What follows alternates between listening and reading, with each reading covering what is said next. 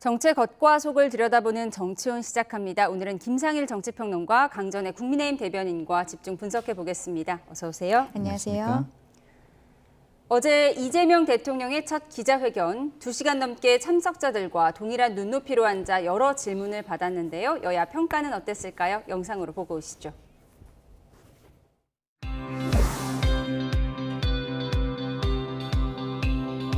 호명하겠습니다. 이게 뭐 주택 추첨하는 것도 아니고. 그러니까 손에 전달되는 때 짜릿합니다. 네. 아, 그래요? 로또 이런 게 돼야 되는데요. 휴가 때 여러분들 따로 한번 자유롭게 뱀 시간 있으면 좋을 것 같아요. 뽑기를 하든지. 앞으로 이 소위 추첨식의 기자회견을 정착화했으면 좋겠습니다. 관례화했으면 좋겠고요. 오히려? 어떤 매체든 가리지 않고 모든 질문에 대해서 개방형 질문 기자회견 아니겠습니까? 전형적인 보여주기적이거든요. 대통령실 기자단이 예. 우리 국민들이 궁금해하는 것들은 요런 것들이 있으니까 이 질문을 우리 배분해가지고 이거는 꼭 물어보자 이번 기자회견에. 이 시간이 제한돼 있기 때문에 국민들 궁금해하는 거 물어봐야죠.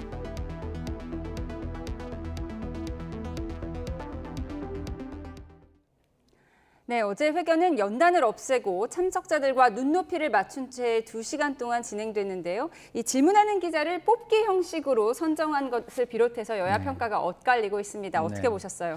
저는 뭐 베스트 에버 역대급이라고 저는 생각을 했어요. 왜냐하면 기본적으로 이제 뽑기를 해가지고 질문이 너무 그 범위가 줄어든 거 아니냐, 뭐 보여주기 아니냐 이런 비판이 있지만 그 질문 속에서 비판적인 질문이 없었던 거 아니거든요.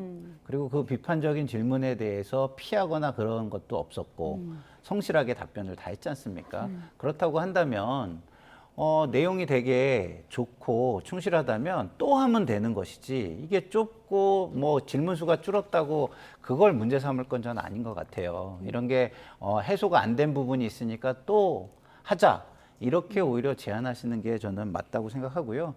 기본적으로 하는 데 있어서 자신감도 굉장히 있었고, 그 다음에 여유도 있었어요. 그 메시지를 보면은 그 상대방인 야당이라든가 아니면은 또 남북 관계에서의 북한이라든가 해외에서 어떤 일본이라든가 이런 부분에 대한 어떤 메시지, 함께 하자는 메시지를 행간에 담아내는 여유도 있었고, 그리고 어떤 정책이나 이런 부분에 있어서는 이 내공이 느껴진다, 이런 부분도 꽤 있었습니다. 그래서 그 어느 모 언론사의 기자분이 페이스북에 이렇게 적었더라고요. 미국에서 주지사 출신이 왜 대통령으로 많이 당선되는지 이 기자회견을 보고 느껴졌다라는 얘기를 했는데 그 말에 참 동감이 됐습니다. 예, 베스트 에버 역대급이라고 극찬을 하셨는데요. 기자 출신인 신동욱 의원은 이 뽑기식 이렇게 기자를 선정하는 것이 오히려 보여주기식이다, 다양한 질문을 해야 하는 것을 막는 것이다라고 평을 했거든요. 어제 기자회견을 보면은 뭐 연단을 만들지 않는다라든지, 그리고 대통령이 농담을 섞으면서 편안하게 말씀하시는 모습, 이런 거에 대해서는 굉장히 높게 평가를 하고 싶습니다. 근데 송곳 질문이 없었다라는 지적들이 계속 나오고 있는데, 송곳 질문이 나오지 못한 이유가 뽑기로 기자들을 추첨했기 때문이 아닌가 생각을 하거든요. 신동욱 의원도 기자 출신이고, 그리고 또 오늘 보니까 탁현민 전 의전비서관도 같은 이야기를 했더라고요. 추첨을 하면은 좋은 질문이 나올 확률이 떨어지는데 그런 부분이 굉장히 아쉽다라는 이야기를 하고 있었습니다. 결과적으로는 어제 질문 자체도 조금은 두루뭉술했고 답 자체도 두루뭉술하지 않았나. 김민석 이제는 총리가 되었죠. 총리라든지 그리고 인선에 있어서의 잡음들, 그리고 검찰 개혁에 대해서 조금 더 송곳 질문들이 있었으면, 부동산 정책에 대해서도 마찬가지입니다. 우리 국민들께서는 대통령이 구체적으로 어떤 생각하시는지 굉장히 궁금하거든요. 아마도 대통령은 나름대로 좀 준비를 했을 것으로 보여요. 근데 질문 자체가 그런 형태였었기 때문에 이러한 이야기가 나오지 않는 것은 아쉽고, 근데 어제 보았을 때는 아마 기자회견이라든지 이런 형태가 조금 더 있게 되지 않을까. 어제 한 번 하고서는 안 할 것 같지는 않았거든요. 그러면 다음번 회견에서는 이러한 부분들을 조금 더 보완했으면 좋겠다라고 생각합니다. 예. 그런가 하면 여권이 추진하고 있는 검찰 조직 개편에 대해서 이 대통령은 추석 전까지는 검찰개혁에 얼개를 만드는 게 가능할 것 같다고 말했는데요. 이런 가운데 정성호 법무장관 후보자의 메모가 눈길을 끌고 있습니다. 먼저 어제 이 대통령의 발언 듣고 오시죠. 일종의 그건 저는 자업자득이다 이렇게 생각합니다. 추석 전에 하자라고 지금 당대표 후보들부터 열심히 말씀하시는 것 같습니다. 제도 자체를 그때까지 얼개를 만드는 건 가능할 수도 있을 것 같아요. 앞서 민주당 대표 경선 후보들인 박찬대, 정청래 의원이 추석 전 검찰개혁 입법 완료를 공언한 데 대한 대답이었는데요. 검찰개혁식이 하려면 신속히 선제적으로 하자는 문구가 적힌 정성호 법무장관 후보자의 휴대전화 메모가 포착되면서 당 정이 일제히 속도전으로 방향을 트는 것 아니냐는 해석에 힘을 얻고 있습니다. 검찰 조직의 해체라는 표현은 적절하지 않다라고 한 예전의 신중한 모습과는 다르다는 거죠. 다만 정 후보자는 대통령 취지가 빨리 하라는 것 아니냐는 주변인들의 문의에 대한 메모였다며 선을 그은 걸로 전해졌습니다. 한편 이문정 신임 동부지검장은 오늘 취임 일성으로 검찰 내부를 직격했는데요. 듣고 오시죠. 검찰 개혁이 당해야 될 지금 수술대 위에 놓인 상황이라서 그런 것에 대해서 이제 바뀐 모습을 보여주지 않으면 검찰은 정말 해체에 가까운 개혁을 당하지 않을까 생각하고 있습니다. 저희 검찰이 지금까지 말이 못했기 때문에 국민들한테 불신을 받았다고 생각지는 않습니다. 말은 많았었고요. 말을 실천하는 행동이 필요할 때이기 때문에 실천으로 보여드리고자 합니다. 네, 그동안 정성호 후보자는 네. 좀 신중론 그리고 당내 강경파는 빨리 하자 속도전을 원했다면 그렇게 투트랙으로 간다는 해석도 있었는데 어제 대통령 발언을 보면 전체적으로 속도전으로 가는 것 같아요. 그래서 저는 그렇게 들리진 않았거든요. 당대표 후보자들이 뭐라고 얘기를 하냐면 추석 전에 완결을 할 것처럼 얘기를 하고 있어요. 모든 걸 끝낼 것처럼. 그런데 대통령께서는 그때까지는 얼개가 나올 것이다 라는 건 뭐냐면 기본적인 합의된 틀 정도가 나올 것이다 라는 겁니다. 그러니까 틀 정도의 합의를 하면 그 내용을 또 채워가는 데는 상당한 시간이 또 필요한 거 아니겠습니까? 왜냐하면 악마는 디테일에 있다라고 우리가 얘기를 하잖아요. 그렇기 때문에 오히려 정성호 후보자의 입장에 힘을 실어준 메시지였다 저는 그렇게 생각을 하고요. 그리고 정성호 후보의 그 메모에서 포착된 신속 선제적 이라는 것은 저는 어떻게 보냐면 기본적으로 합의를 하되 그것이 마냥 시간을 끌 수는 없는 것이다. 그래서 속도 더하기 품질 이 두 가지를 다 고민해야 된다. 중요하게 생각해야 된다. 이런 것으로 저는 이해합니다. 네, 정성호 의원의 휴대전화 메모 이렇게 기자의 카메라에 포착될 수 있다는 건 염두에 뒀을 텐데 신속히 선제적으로 검찰개혁을 해야 한다. 이 메시지의 의미 어떻게 보세요? 저는 기자들이 찍어달라고 저렇게 보여주셨다라고 생각을 합니다. 왜냐하면 본인이 검찰개혁에 대해서 약간은 온화한 듯한 말을 했기 때문에 거기에 대해서 강성 지지층에서는 아니 지금 무슨 얘기하는 거냐. 이재명 정부 시작하자마자 바로 시작해야지. 그런 이야기들을 하고 있거든요. 특히 조국혁신당 같은 경우에는 과거에 오광수 전 민정수석에 대해서도 그렇고 이번 봉욱 민정수석에 대해서도 굉장히 불만을 가지고 있습니다.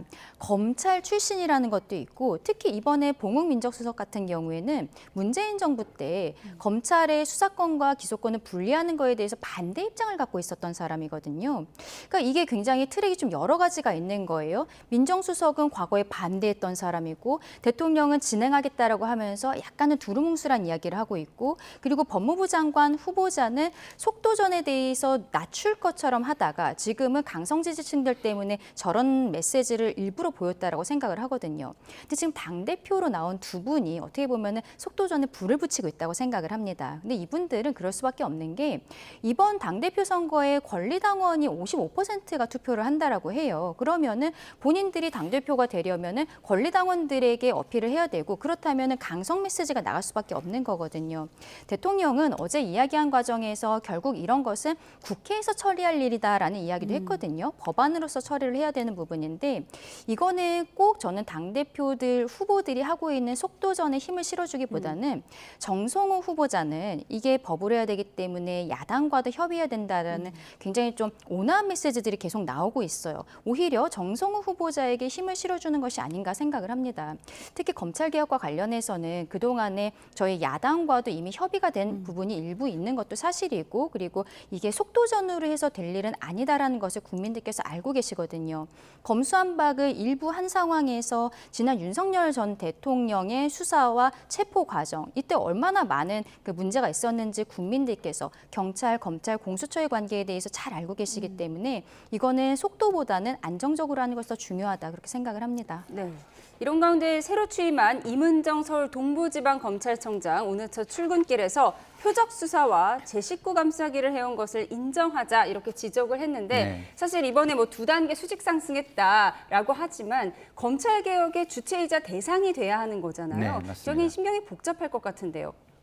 저는 뭐 자기 고백적인 이야기를 굉장히 많이 해왔던 분이기 때문에 심경이 그렇게 복잡하진 않을 것 같아요. 그동안 오랜 기간 검찰 내에서 한직으로 핍박도 받고 하면서 상당히 본인의 입장에 대해서 고민을 많이 했을 거라고 생각해요.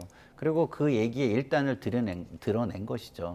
진짜 국민 불신을 이 정도 받는다면 검찰 조직은 무의미하다. 그렇기 때문에 오히려 검찰 조직을 새로 태어나게 하고 그리고 인정받으려면 정말 해체 수준에 가까운 개혁이 필요하다. 지금의 국민의힘에서 나와야 될 얘기를 임은정 검사가 저는 한 거라고 보거든요. 그러니까 국민의힘도 마찬가지고 검찰도 그렇고 내부에서 그런 생각을 가지고 개혁을 한다면 오히려 국민의 신임을 다시 얻어서 본인들의 어떤 실력을 보여줄 수 있는 기회를 다시 얻을 수 있는 것이다. 이런 생각이 듭니다. 네. 저는 저런 이야기를 임은정 검사장에 하기 위해서 그래서 동부지검장 시킨 것이 아닌가 그렇게 생각을 합니다. 굉장한 코드 인사라고 생각을 하거든요. 이분이 그동안에 정치적인 발언들을 뭐 검사로 지내면서도 많이 해오셨던 분이에요. 그리고 어떻게 보면은 그때 국민추천제 이야기가 나왔을 때 임은정 검사를 검찰총장으로 해야 된다. 이런 댓글들이 막 굉장히 많이 올라왔었거든요. 이분이 이번 이재명 정권에서 검찰에서 중요 보직으로 갈 것이라는 것은 어느 정도 예상이 되었던 것이고 그리고 본인이 기자들 앞에서 저렇게 이야기를 했을 때 제가 아까 검찰개혁은 속도보다는 안정이 중요하다라고 말씀을 드렸었는데 검찰 내부에서 저런 자성의 목소리가 있기 때문에 조금 더 빨리 해야 된다, 빨리 할 수 있다라는 이런 인식을 국민들께 심어줄 수 있다라고 생각을 하거든요. 그래서 결과적으로는 저는 임은정 검사장은 오늘 뭐 이런 간단한 뭐 기자회견이라든지 이런 것들이 있었던 것으로 보이는데 향후에도 검찰 개혁을 진행하는 과정에서 계속적으로 스피커로서 활약을 할 것 같다 생각합니다. 결국 당정은 속도전을 갈 것이다 이렇게 네. 말씀을 해주셨습니다. 한편 오늘 이재명 대통령은 조금 전 2시 반부터 대전 시민 300여 명과 타운홀 미팅 소통을 하고 있습니다. 어떤 메시지가 나왔는지 영상으로 보고 오시죠. 대한민국의 앞으로 발전 방향이라고 한다면 수도권 일극이 아니라 전국이 골고루 함께 발전하는 그런 나라가 되어야 된다라고 생각합니다. 이게 부족한 게 많은 그 시절에 단기간에 압축 성장을 해왔습니다. 그러다 보니까 많은 문제들이 생기기도 했지만 전 세계사에 없는 압축 성장을 했습니다. 지역으로 보면 수도권으로 완전히 다 몰려가지고 나머지 지역들은 전부 다 생존의 위기를 겪는 상황이 됐죠. 이제는 이걸 다 바꿔야죠. 근본적으로. 그래서 이제는 균형 발전 전략을 취하자. 또 지역으로도 한쪽에 너무 몰빵하지 말자. 네, 광주에 이어 두 번째 타운홀 미팅인데 국민 소통 행보 충청의 마음을 듣다라는 제목이었습니다. 균형 발전을 강조했는데 네. 이재명 대통령이 타운홀 미팅 형식을 참 좋아하는 것 같습니다. 타운홀 미팅 형식이 가장 어떻게 보면은 공감대를 형성을 하고 그리고 어떤 권위 없이 소통을 잘 할 수 있는 형식입니다. 그래서 예전부터 우리가 권위적인 어떤 행사를 볼 때마다 타운홀 방식으로 하면 좋겠다라고 얘기를 하는데 그거를 권위적인 지도자는 받아들이질 않아요. 근데 저것을 받아들여서 한다는 것 자체를 저는 좋게 본다 이런 말씀을 드리고요. 참여 대상은 선착순으로 결정됐다고 하더라고요. 예, 그런 거 역시도 우리가 가능하면 공정하게 모두에게 평등한 기회를 줘야 된다는 것은 기본적인 공직자들의 저는 자세라고 보거든요. 저는 괜찮다고 생각을 하고요. 뭐 해외에서는 심지어 공무원도요. 그 연공소열에 의한 승진이 없습니다. 왜냐하면은 공직 자체가 그 공공재이기 때문에 국민 모두에게 평등권, 액세스에 그러니까 접근의 평등권을 보장해야 된다고 하고 있기 때문에 바로 승진을 시키거나 그런 게 없어요. 다 어플라이를 그러니까 지원을 새로 해서 승진을 하는 방식으로 돼 있거든요. 그런 개념을 생각한다면 이렇게 지금 모두에게 공정하고 평등하게 기회를 줄 수 있는 방법을 고민한다는 것은 저는 특권 의식을 오히려 내려놓는 자세이기 때문에 나쁘지 않다 이렇게 봅니다. 네, 충청에는 뭐 세종시 이슈도 있는 만큼 균형 발전을 강조한 것 같은데 소상공인 악성채무 탕감에 대한 이야기도 나왔어요. 이런 얘기를 했다고 합니다. 금융기관은 못 받을 위험을 고려해서 이자를 얹어 미리 받는 것이다. 그러니까 10명 가운데 못 갚은 1명에게 받아내는 것은 형평성에 어긋난다 이렇게 얘기를 했거든요. 아무래도 악성채무 탕감 정책이 불가피했다 이 부분을 강조하는 거겠죠. 그렇죠. 이번에 뭐 추경 관련해서도 저희 국민의 입장에서는 좀 받아들이기 어렵다라고 이야기하는 부분이 7년 이상 5천만 원이 계속 이렇게 악성채무로 남아있을 때 여기에 대해서 일괄적으로 면제를 해주겠다라고 한 부분. 이것이 도덕적 해이를 불러일으키는 것이 아니냐. 그리고 그동안에 성실하게 채무를 갚아오신 분들이 상대적 박탈감을 느끼는 것이 아니냐라는 부분에 대해서 계속적으로 말씀을 드렸기 때문에 지금 추경 과정에서 아마 대통령이 또 저런 이야기들을 하신 것으로 보입니다. 근데 저 이야기를 하면서 이게 말하자면 취약차주 채무탕감제도인데 이런 탕감제도를 앞으로도 추가할 생각이다. 이러한 말씀도 하시고 그리고 정상적으로 갚는 분들도 많이 깎아줄 생각이다. 이런 형태의 이야기들도 나오고 있는 거예요. 이게 그러면은 이번에 일시적으로 경제가 좋지 않기 때문에 뭐 7년 이상 5천만 원 여기에 대해서만 채무 면제를 해주는 것이 아니라 향후에도 이런 것들이 반복될 수 있다라는 국민들의 예측 가능성이 생기는 거잖아요. 그러면 이게 은행권에서 돈을 빌린 분들이 이거 나 갚지 않고 있으면 언젠가 국가에서 다시 탕감을 해주겠지 이런 생각을 할 수밖에 없다라고 봅니다. 지금 이 이야기를 하신 부분에 대해서는 아마도 좀 논란이 있을 것이고 대통령실에서 구체적인 뭐 해명 자료 같은 것들이 나올 것이라고 생각을 합니다만 오늘 이러한 이야기들 나온 부분은 굉장히 유감이다 말씀드리고 싶습니다. 그동안 성실히 빚 갚아온 사람들의 박탈감 이 네. 부분에 대한 해명이었던 것 같습니다. 그런가 하면 이재명 정부 초대 내각을 이끌게 된 김민석 총리 경제 위기 극복을 먼저 내세웠죠. 임명장을 받은 김 총리가 가장 먼저 향한 곳은 어디였을까요? 화면으로 보고 오시죠.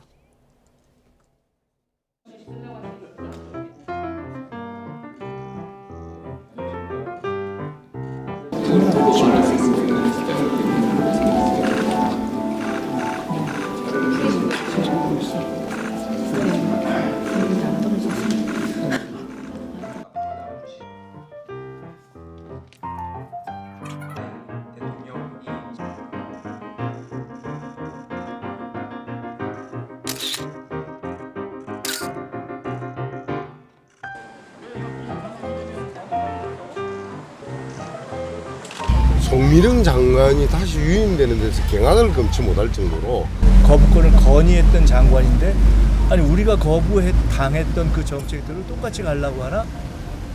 그런 의구심이 본질적으로 그건 아닌 것 같아요. 그건 아니라고 저는 확실하게 말씀드릴 수 있는 것이 국민들과도 한번 타운홀 미팅 형태. 근데 제가 또 집이 없잖아요. 근데 이번에 이 또 총리 공관 근사대로 제가 들어가요. 제가 거기서 초대해도 좋고.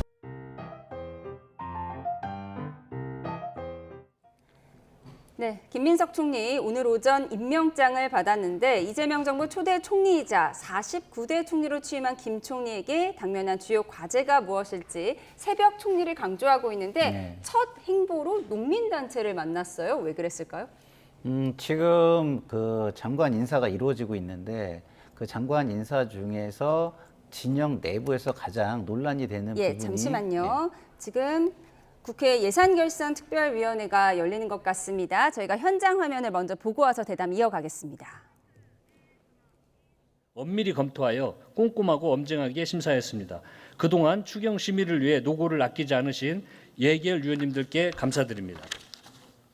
그러면 의사일정에 들어가도록 하겠습니다. 의사일정 제1항 2025년도 제2회 추가경정 예산안부터 의사일정 제23항 2025년도 주택도시기금 운용계획 변경안까지 이상 23건을 일괄하여 상정합니다. 먼저 추경 예산안 등 조정 소위가 심사한 결과에 대해 보고를 받겠습니다. 예. 그 결과 보고 받고 하시죠. 소위 위원으로 활동해 주신 이소영 간사님 나오셔서 심사 결과를 보고해 주시기 바랍니다.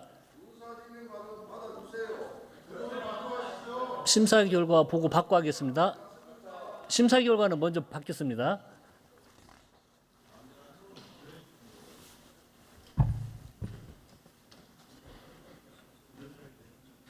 예, 지난 2일부터 진행된 정부의 추가 경정 예산안 여야 협상이 예산 오늘 새벽 결산 최종 특별위원회 결렬이 간사 됐는데요. 더불어민주당 네, 이소영 들어보겠습니다. 의원입니다. 지금부터 2025년도 제2회 추가 경정 예산안과 22건의 기금 운영 계획 변경안에 대한 소위원회 심사 결과를 네, 보고드리겠습니다. 말씀드린 대로 여야 협상은 심사 최종 결과를 결렬된 우리 가운데 소위원회는 국회 예산결산특별위원회가 민주당 주도로 열리고 있습니다. 결국 민주당 주도로 국회 본회의에서 통과될 것으로 보입니다. 네, 현장 화면 보고 오셨습니다. 좀 예상된 결과였던 것 같아요. 그렇죠. 예, 기본적으로 저는 이렇습니다. 저희가 야당을 할 때도 저는 뭐 이런 얘기를 해서 욕을 많이 먹긴 했지만 기본적으로 정치는 책임질 거는 지게 해줘야 돼요. 그래야 평가를 하고 그 다음에 심판도 할 수 있는 것이거든요. 더더군다나 경제 상황이나 이런 거와 관련해서는 집권 여당이 어느 정도 주도적으로 일을 해주게 하는 것이 맞습니다. 지금 상황이 굉장히 어려운 상황 속에서 지금 추경을 통해서 내수 소비 진작을 해야 되는 거는 야당도 동의하는 바예요. 그러면은 그게 가장 큰 사안이라고 한다면 좀 작은 사안들에 대해서는 좀 불만이 있더라도 그런 불만을 다 명시를 해놓고 이런 부분에 우리가 불만이 있고 이런 어떤 부작용이 예상이 되는데 이런 부작용이 실제로 발생하면 이건 당신들의 책임이다 이렇게 선언을 해놓고 할 수 있게 해주는 게 저는 좋다고 보는데 저렇게 단독 처리를 하게 되면은 여야 모두 양쪽 다 국민들에게는 제가 볼 때는 별로 좋지 않게 평가될 것으로 보입니다. 예, 예결위 상황을 보고 왔는데요. 지금 속보가 들어와서 또 전해드리겠습니다. 정부가 유심 해킹 사건에서 SKT의 부실한 보안 관리 책임이 확인했다는 조사 결과를 발표했는데요. 이에 대한 대응 들어보겠습니다. 사이버 침해 사고와 관련하여 통렬하게 반성하고 참여하는 심정으로 이 자리에 섰습니다. SK텔레콤의 모든 임직원은 고객 여러분께 다시 한번 진심으로 머리 숙여 사과드립니다.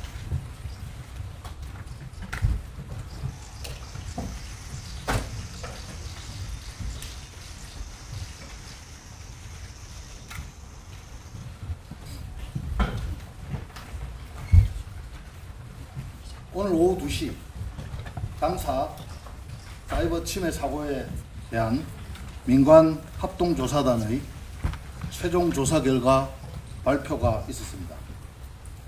SK텔레콤은 발표된 조사 결과를 무겁게 받아들이며 시정조치 사항은 물론 재발 방지를 위한 모든 대책을 책임지고 신속히 이행해 나가겠습니다.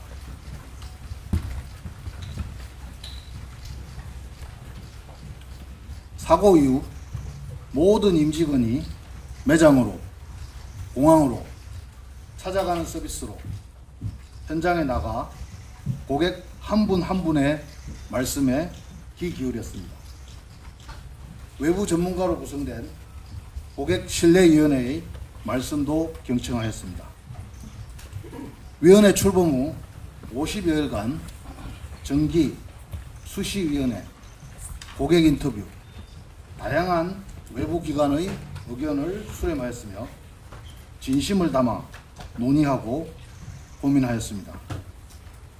그 결과 고객신뢰위원회는 첫째, 정보보호 강화를 위한 중장기 로드맵 마련. 둘째, 고객이 납득할 수 있는 규모감 있는 보상. 셋째, 다양한 고객 그룹을 아우르는 혜택 구성이 필요하다는 피드백을 주셨습니다.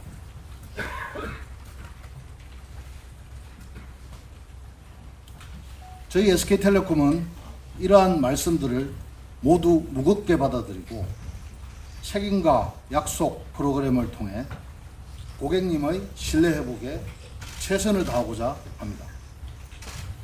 먼저 고객 안심 패키지를 업그레이드하여 고객님을 철저하게 보호하겠습니다. 또한 재발 방지는 물론 보안이 강한 회사로 거듭나기 위해 5년간 7천억 원 규모의 정보보호 혁신 방안을 마련했습니다. 다음으로 믿고 기다려주신 고객님께 감사한 마음을 담아 5천억 원 규모의 고객 감사 패키지를 준비했습니다. 지금부터 구체적인 내용을 하나씩 말씀드리겠습니다. 먼저 고객 안심 패키지에 대해 말씀드리겠습니다. SK텔레콤은 사이버 침해 사고 네, SKT 유심 해킹 사고와 관련한 회사 대응을 들어봤습니다. 간단히 정리해드리겠습니다. SK텔레콤이 모든 고객에게 8월의 통신요금을 50% 할인해주겠다고 밝혔고요. SKT망을 사용하는 알뜰폰 고객의 통신요금도 마찬가지로 50% 할인해주겠다고 했습니다. 그리고 8월부터 연말까지 매월 데이터 50GB를 추가 제공하기로 했습니다. 이에 대한 자세한 소식은 들어오는 대로 추가로 전해드리도록 하겠습니다. 저희는 전국대담을 이어가겠습니다. 지금 예결위 상황을 들어봤는데요. 지난해 대통령실의 특수활동비를 삭감했던 민주당이 정권이 바뀌자 다시 증액하자고 해서 여야가 충돌하고 있는 상황이죠. 송원석 비대위원장의 목소리부터 이어서 듣고 오시죠. 반년 전 대통령실 특활비를 삭감했을 당시 더불어민주당 당대표였던 이재명 대통령은 이런 얘기를 했습니다. 문제된 특활비, 어디다 쓰는지도 모르는 특활비를 삭감한 것인데 이것 때문에 살림을 못하겠다고 하는 건 사실 좀 당황스러운 얘기죠. 당시 박찬대 원내대표는 대통령실 특활비를 삭감했다고 해서 국정이 마비되지도 않고 검찰 특활비를 삭감했다고 해도 국민이 피해를 입지 않습니다. 추경이 그렇게 급하다고 우기더니 결국 알고 보니까 대통령실 특활비가 그렇게 급했단 말입니까? 염치도 없고 양심도 없는 가히 내로남불, 표리부동의 끝판 세력입니다. 그때는 특활비를 삭감해도 국정이 마비되지 않고 지금은 마비됩니까?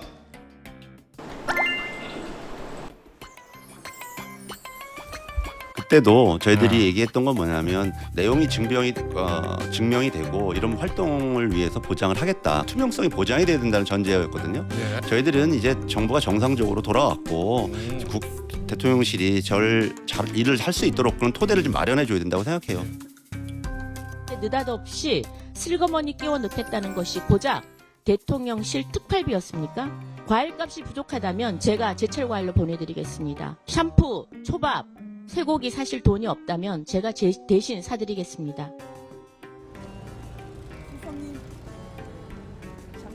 다 찍었습니다. 상황이 어떻든 간에 저희들의 입장이 바뀌게 된 거에 대해서 국민들에게 죄송하게 생각합니다. 네, 저희가 지난해 말과 지금 상황을 비교해서 전해드렸습니다. 지난해 말 야당일 때 민주당은 올해 정부 예산안을 심사하면서 대통령실의 특수활동비 82억 원을 전액 삭감했습니다. 당시에 어디에 왜 쓰는지 소명이 이루어지지 않았다는 이유였는데 이걸 다시 부활시켰다는 점이 지금 논란의 대상인 거죠. 그렇죠. 바로 반년 전에 했었던 이야기인데 특활비를 아예 영원으로 만들었었거든요. 그리고 검찰의 특활비, 특경비, 감사원도 마찬가지입니다. 특활비, 특경비를 모두 영원으로 했어요. 거기에 대해서 저희 당시 여당에서 문제 제기를 했을 때 지금 영상 보신 것처럼 특활비 없다고 국정이 마비되냐 이렇게 좀 막말성의 이야기들을 했었는데 이번에 정권 정권이 바뀌자마자 한 달 만에 슬그머니 특활비를 넣은 것입니다. 저희 국민의 입장에서는 특활비가 오히려 필요하다라는 입장이에요. 과거와 마찬가지입니다. 근데 지금 이런 형태로 추경을 하는 것에 대해서 적어도 입장이 바뀐 것에 대해 국민들께서 납득하시도록 사과 메시지가 먼저 나와야 되는 것이 아니냐라고 말씀을 드리는 것이죠. 조금 아까 이제 추경에 대해서 심사하고 처리하는 과정에서 국민의힘이 함께하지 못하는 부분에 대해서는 어제 협상 과정에서 특활비 문제가 계속적으로 문제가 되었기 때문에 저희는 이거를 함께할 수 없다라고 말씀을 드렸었던 것이거든요.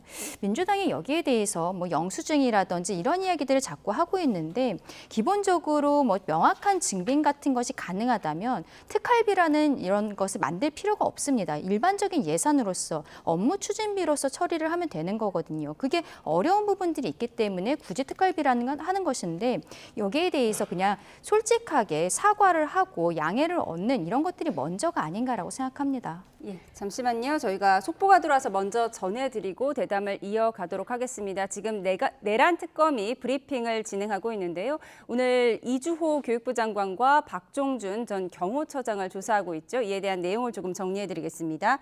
노상원 전 사령관에 대한 구속 신문 기일은 오는 7일 오후 2시로 결정이 됐다고 하고요. 특검이 윤 전 대통령에 대한 조사 순서는 확정된 것이 없다고 밝혔습니다. 윤 전 대통령에 대한 2차 소환 조사 내일 오전에 예정돼 있는 상황이죠.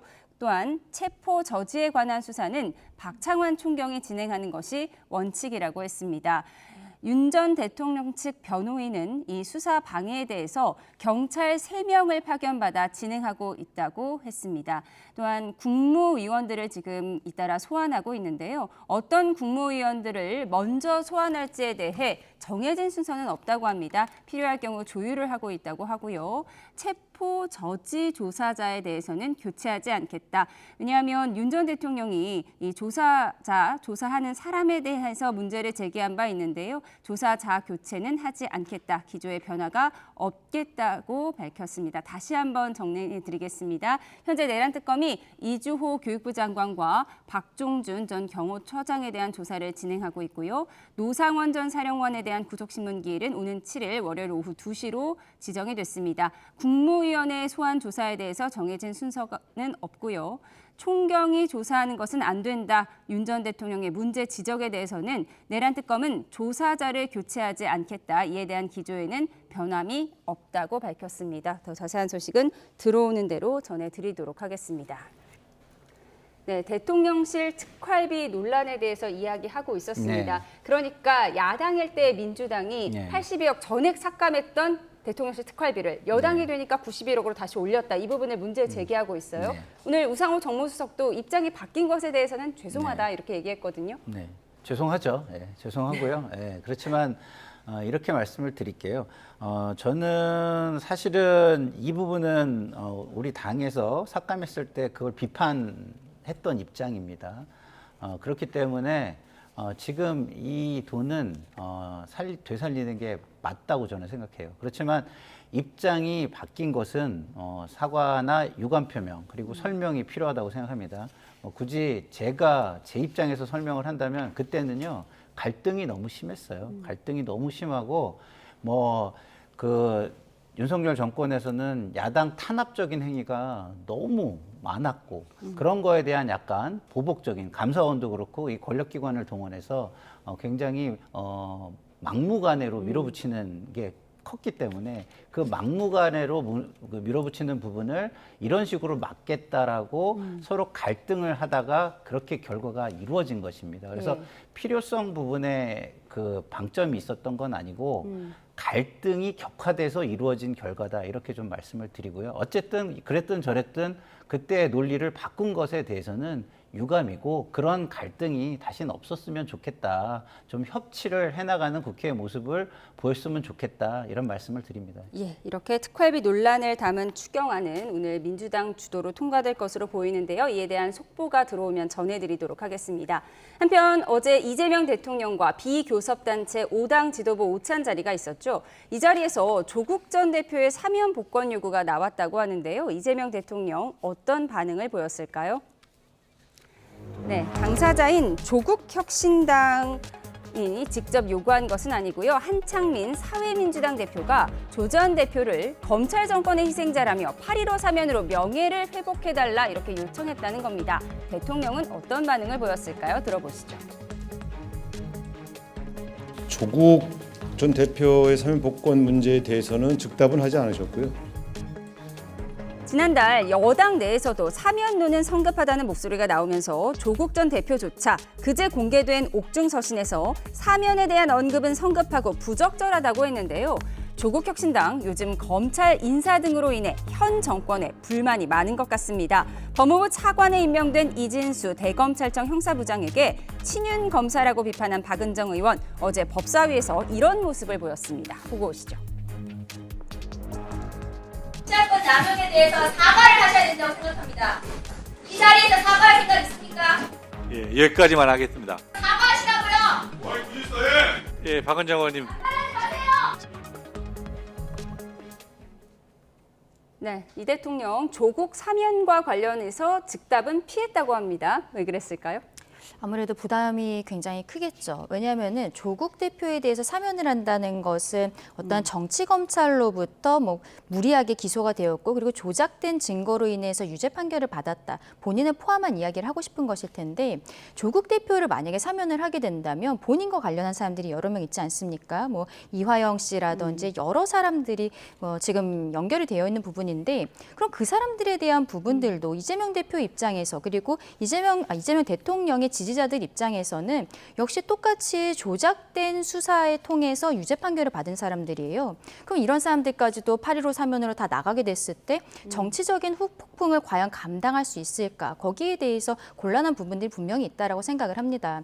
조국혁신당 입장에서는 뭐 오늘 같은 경우에는 조국혁신당이 직접 이야기하지 않았다라고 하지만 대통령이 취임 선서한 날, 그날 이제 야당 대표들과 오찬 자리를 할 때 그때 조국혁신당 그 김선민 대표 권한대행이 이 자리에 조국 대표가 있었으면 참 좋았을 것 같다. 이런 이야기를 하면서 직접적으로 간접적으로 계속 조국 대표의 사면에 대해서 이야기를 하고 있는 상황이었었거든요. 그때 근데 전현희 의원이라든지 민주당 의원들이 방송에 나가서 지금 그런 이야기 하는 것은 조금 시기상조다라고 얘기했는데 정성호 지금 후보자가 그거 지금 적극적으로 검토해야 된다는 형태로 이야기를 했습니다. 저는 개인적으로는 그런 부분들이 있기 때문에 정성호 후보자를 법무부 장관으로 지명한 것이 아닌가라는 생각도 들어요. 오광수 전 민정수석에 대해서 처음에 지명이 되었고 그리고 업무를 이미 시작한 상황에서 오히려 친정부적인 언론 매체들이 오광수 수석의 어떠한 부동산과 관련한 의혹, 차명 대출과 관련한 의혹들을 계속적으로 제기를 했습니다. 그때 약간 이야기들이 나왔던 게 조국혁신당 혹은 민주당 내 강성층에서 검찰 출신들에 대해서 받고 싶지 않아 하는 분위기 이런 것들이 표출되는 것이 아니냐라고 이야기가 나왔고 앞서도 잠깐 얘기했는데 결국 낙마하고 들어온 봉욱 수석 역시도 어떻게 보면 검찰개혁을 하는 과정에 있어서 조국혁신당이 보기에는 적당한 사람이 아니거든요. 이런 것들을 좀 무마하기 위해서 정성호 장관이 지명이 된 것이 아닌가라는 생각을 좀 하는 부분들이 있습니다. 근데 지금 어쨌든 8.15에 사면을 한다는 것은 이 정권을 흔들 수 있는 부분이 있기 때문에 아마도 정성호 후보자를 통해서 조금은 여기에 대해서 다독이는 메시지들이 나가게 되지 않을까. 대통령의 입으로는 이 과정에 대해서 이야기는 절대 나오지 않을 것이라고 생각합니다. 근데 너무 정치공학적으로 말씀하시는 것 같아요. 그동안의 모든 대통령은 사면권에 대해서 굉장히 신중했어요. 왜냐하면 이게 정치적 사면이 되면 굉장히 대통령의 어떤 특권으로 비춰지고 그게 민심에 좋은 영향을 주지 않을 거라는 걸 다 알고 있기 때문에 기본적으로 원칙적으로 사면권과 관련해서는 굉장히 신중할 수밖에 없는 겁니다. 그걸 그렇게 너무 정치공학적으로 그렇게까지 해석할 필요가 있나 이런 말씀을 드리고 싶고요. 그리고 조국 전 장관은요. 이게 그 검찰 정권의 희생자라고 주장을 하더라도 어쨌든 사법부의 최종 판단이 이루어진 겁니다. 그래서 사법부의 판단이 이루어진 상태이기 때문에 그 전이라면 뭐 검찰의 수사 단계라면 저런 이야기를 들어서 어떤 것들을 뭐 액션을 하거나 메시지를 내거나 할 수도 있겠지만 사법 판단이 끝난 상황에서 그 검찰이 수사를 그렇게 했기 때문에 사법 판단은 인정하지 못한다. 이렇게 메시지를 낼 수는 없는 거기 때문에 제가 볼 때는 이게 국민적인 어떤 동의와 이런 것들이 만들어지는 계기가 올 때 하는 것이 적절한 것이지 정치적 사면으로 이렇게 뭐랄까요, 국민들에게 의심을 받으면서까지 할 것은 아니다, 이렇게 생각합니다. 예. 지금 내란 특검의 브리핑이 진행되고 있는데 계속해서 속보가 들어오고 있습니다. 추가 속보를 전해드리겠습니다. 윤 전 대통령 내일 2차 소환 조사가 예정돼 있는데요. 1차 때와 마찬가지로 현관을 통한 지하 주차장이 아닌 현관을 통한 공개 출석 방침을 그대로 유지한다고 밝혔습니다. 그리고 외환 혐의와 관련해서 군 관계자 상당수를 조사하고 있다는 내용도 포함되어 있습니다. 그리고 앞서 전해드린 것처럼 윤 전 대통령의 문제 제기에도 불구하고 박창환 총경이 조사를 진행하는 것은 그대로 유지되는 것 같습니다. 체포저지 조사자를 교체하지 않겠다. 그에 대한 기조가 변화하지 않았다고 밝혔다는 속보 내용 전해드렸습니다. 네, 추가로 속보가 들어오면 더 전해드리도록 하겠습니다. 네. 마지막으로 국민의힘 상황을 좀 짚어보도록 하겠습니다. 김문수 전 고용노동부 장관의 이야기부터 좀 들어볼 텐데요. 안철수 의원의 브리핑도 들어보시죠. 인선에 대해서 이렇게 이야기는 하지 않았는데 솔직히 어젯밤부터 오늘 아침까지 희망하시는 분들이 너무 많아가지고 사실 곤란을 겪고 있다는 그런 말씀 드리겠습니다. 혁신위는 미래에 대한 계획들을 세워나가고 당의 변화를 어떻게 하면 이끌 것인가. 어떻게 보면 그 친윤 기득권 세력이라고 하는 여기에 그냥 어떻게 보면 꽃꽂이처럼 친윤 기득권 퇴입을 위해 꽃병처럼 이렇게 어떻게 보면 친윤 기득권 퇴입을 위해 꽂혀 있는 철수 이렇게 쓰이고 끝날 가능성이 많아요. 대비해서는 뭐 많은 그런 차이가 많이 있죠. 하루 이틀이 되는 건 아니고 상당한 시간이 걸릴 것으로 보고 있습니다. 출마 가능성은 아직까지 뭐 제가 특별히 하는 말이 없지만 전당대회가 정해진 것도 아직까지는 없고 언제 할지 날짜도 안 정해졌고 저도 뭐 전당대회에 나간다 안 나간다 이런 이야기는 아직까지 전혀 할 만한 그런 위치가 아닙니다.